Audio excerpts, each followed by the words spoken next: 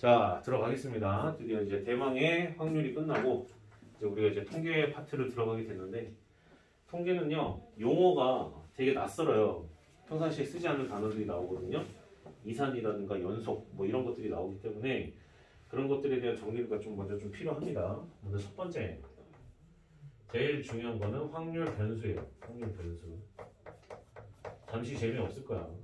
확률 변수. 확률 변수인데, 확률 변수는 크게 두 가지로 나뉩니다. 이쪽 파트에서는. 첫 번째, 이산 확률 변수. 그 다음에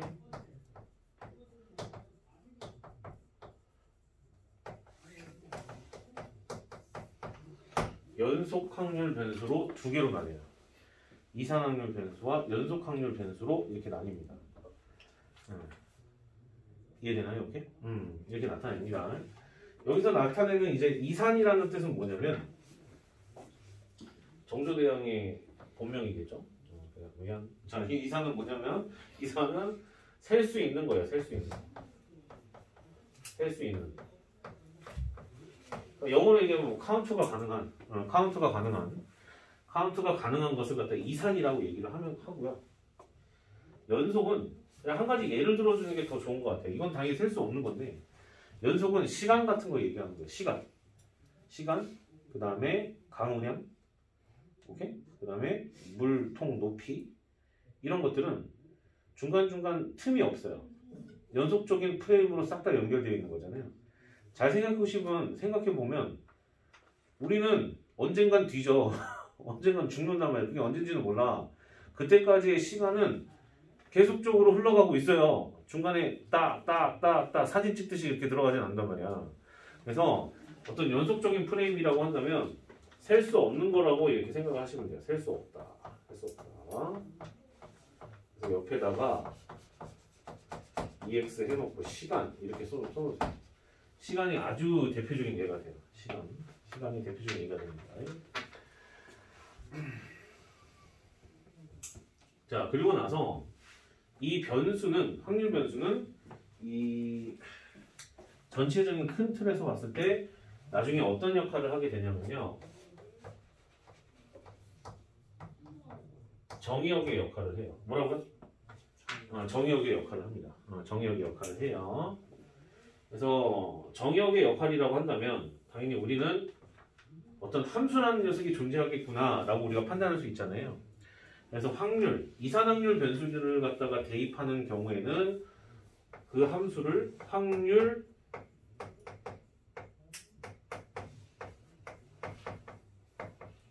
질량함수라고 해요.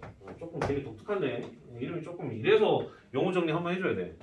그래서 확률 질량함수라고 하고, 그냥 펑션 말하는 거야. 펑션. 함수 말하는 거, 함수. 걔를 근데 그 펑션은 펑션인데 그걸 좀 독특하게 부르는 거야. 그러니까 확률 질량함수라고 얘기를 해. 이산확률 변수의 세계에서는. 그다음 연속확률 변수에서는 확률 밀도함수라고 얘기합니다. 그러니까 좀 밀도 있게 모여 있다. 뭐 약간 이렇게 생각을 좀 해주셨으면 좋겠어요. 그래서 똑같은 함수인데 이렇게 된다는 겁니다. 그럼 얘가 의미하는 바가 지금 현재 함수, 펑션이다. 이렇게 이해를 해주시면 될 것 같아요. 그래서 정의역을 갖다가 확률 질량함수에 넣냐, 확률 밀도함수에다 넣냐에 따라서 나오는 결과값이 있었겠죠.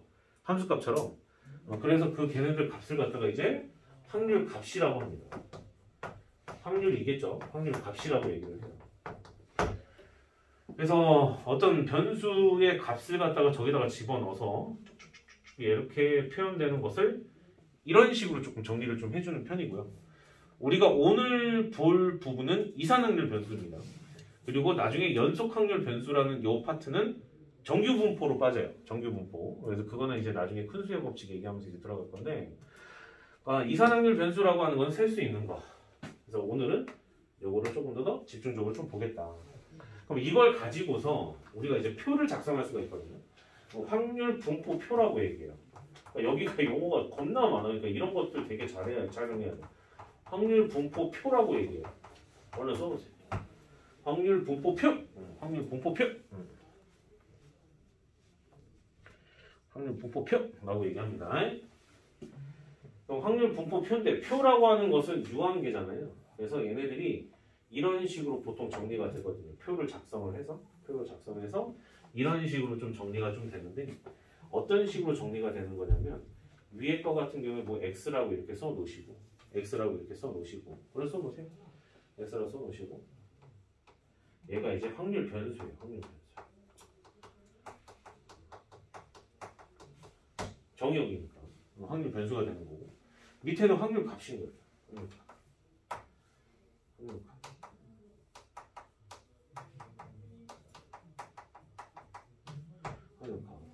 그래서 이런 것들을 갖다 쭉쭉쭉쭉 나열한다 라고 생각을 해주시면 됩니다. 무슨 말인지 이해가 됐죠? 오케이? 그래서 어떤 변수를 넣었어? 뭐 어떤 변수인지 몰라?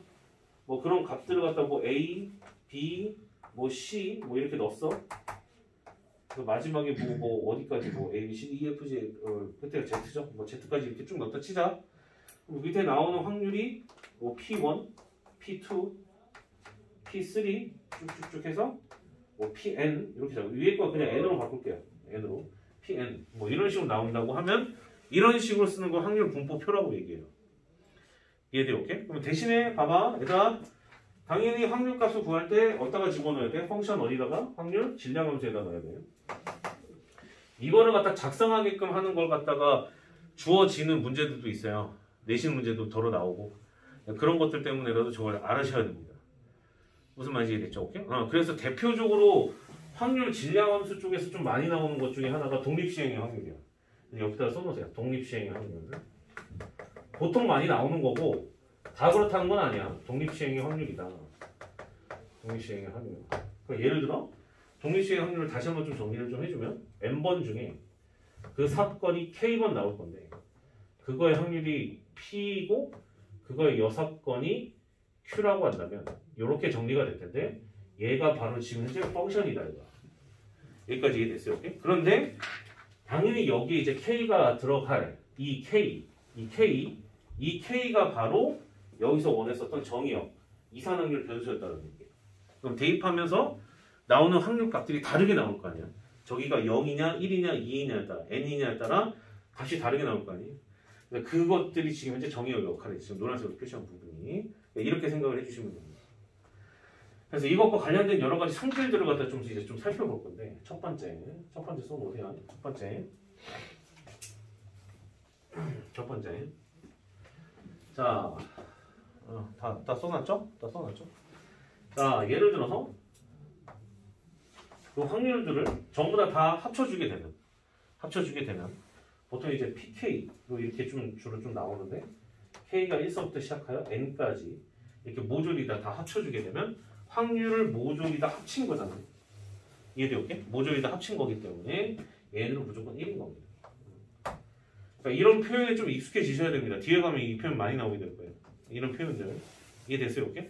두 번째 각각의 확률 값들은 이건 너무나 당연한 이야기인데 0보다 크거나 같고 1보다 작거나 같다. 써놓으시고요. 중요한 포인트는 이건데 자 그래서 우리가 어떤 성질을 아셔야 되냐면 확률 질량함수는 소위 말하는 X축이라고 할까요? 그 축의 아래에 있는 녀석은 정의가 되지 못해요. 그러니까 무슨 소리냐? 자, 확률 질량함수가 뭐 예를 들어서 이따구로 나왔어. 그러고 나서 그때의 K값이 0보다 큰 어떤 값이 존재를 하는데 걔를 계산하면 음수가 된다. 이게 뭐 개수리라는 얘기야. 이해돼요? 오케이? 그럼 이런 식으로 그래프는 그려지지 않는다는 거야. 확률 질량함수. 왜? 전부 다 0보다 크거나 같아야 되는 거니까. 무슨 말인지 알겠죠? 오케이? 그리고 자, 그럼 이게 없어졌다 칩시다. 이게 없어졌다고 가정해 봅시다. 이게 없어졌다고. 그럼 그래놓고 나서 이거에 대한 면적을 구하라 라고 한다면 굳이 아무런 정보가 없다 하더라도 무조건 뭐였다? 1이라는 얘기. 합이니까.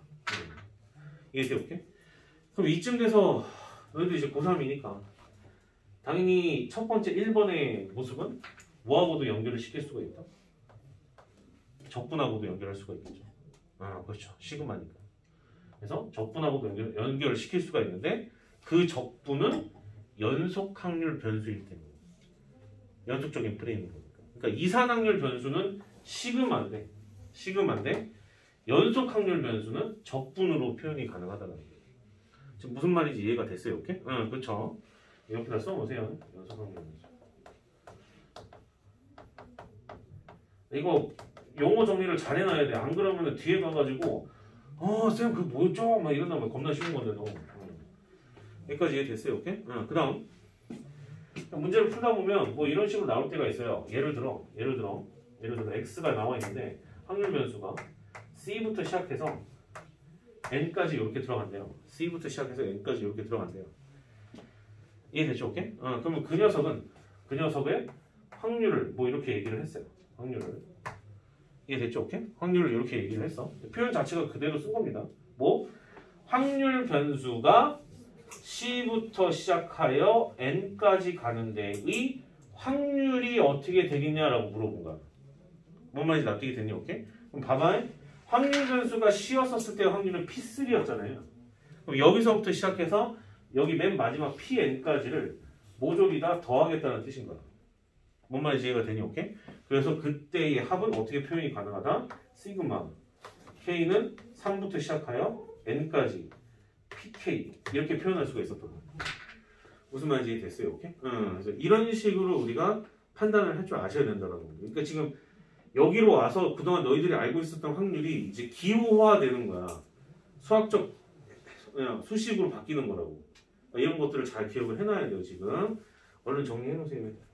정리해 놓으시고 그 다음에 아마 이런 것들을 아마 중등 때 배우는 걸로 알고 있는데 배우더라고요.